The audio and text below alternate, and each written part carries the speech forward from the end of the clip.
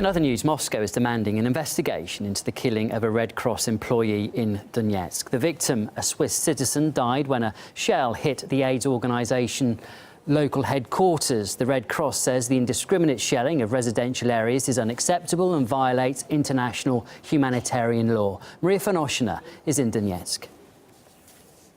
Russia's foreign ministry has condemned the murder of international Red Cross employee here in the city of Donetsk, calling on an immediate and better international investigation into the circumstances of his death. Moscow has also accused Kiev of trying to avoid responsibility for these and other deaths of other civilians here in Donetsk as well as throughout eastern Ukraine. The 38-year-old citizen of Switzerland died in the shelling of one of the central residential areas here in Donetsk late on Thursday, and we hear that there were at least 6 other shells landed also in the very heart of the city, targeting several apartment buildings, a garage and a shop. All this is happening at the time when there is technically a ceasefire here in the region, and I have to say that if there is any peace here, then it is a very fragile one. It is not safe here in the city of Donetsk. The residential areas, including central ones, were targeted several times in the last few days.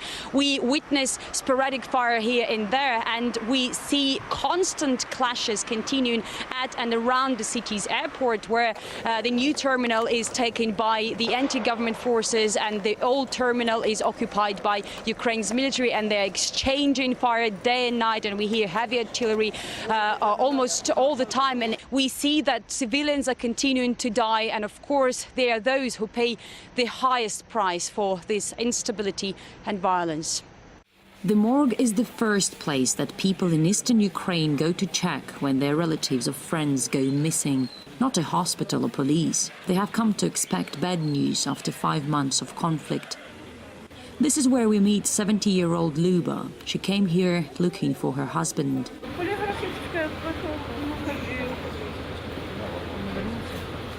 On Wednesday, a bus and a bus station were hit by a shell.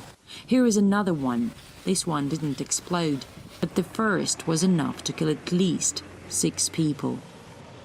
Lyuba was telling me that she doesn't want to believe that her husband was among them when she was invited inside and the news came.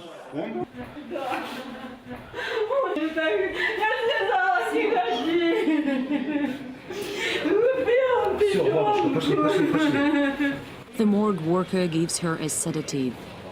Minutes later, she asks us to help call her daughter to let her know.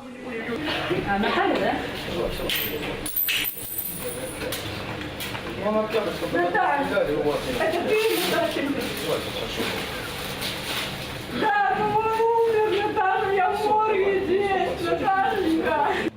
76-year-old Nikolay was among 13 civilians brought to the morgue following shelling in the residential area of Donetsk, increasing the overall death toll to more than 1,400 in the region.